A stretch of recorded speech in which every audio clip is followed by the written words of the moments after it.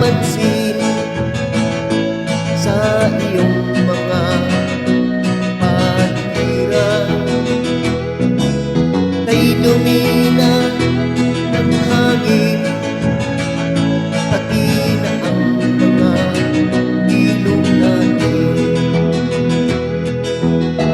Hindi na masama ang pag-unlad at malayo-layo na rin ang ating narating. Ngunit masdan mo ang tubig sa dagat, dati kulay asul, ngayon'y naging itim. Ang mga dumi natin ikinalat sa hangin, sa langit huwag na natin paabutin. Upang kung tayo pumanaw man sariwang hangin, sa langit natin matitikman.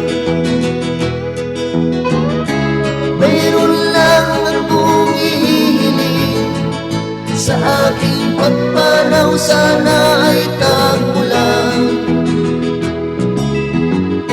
Gitara ko ay aking dadalhin upang sa ulap na lang tayo magkantahan.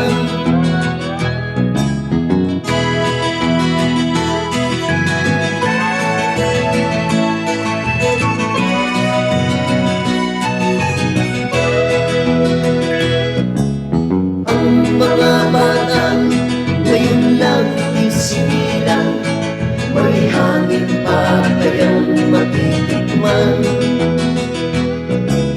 May mga puno pa kaya silang aakyatin, may mga ilong pa kayang lalamuyan.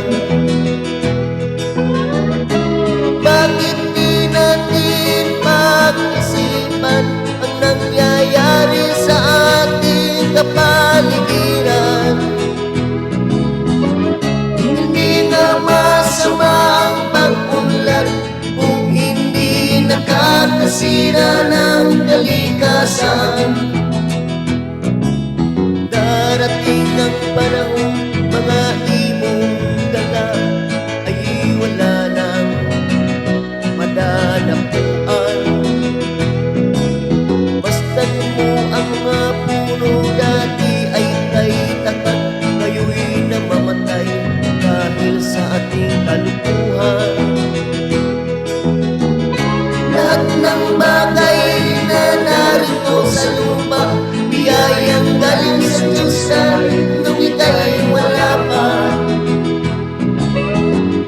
Ingatan natin at huwag nang sirain pa, pagkat pag kanyang binawin tayo mawawala.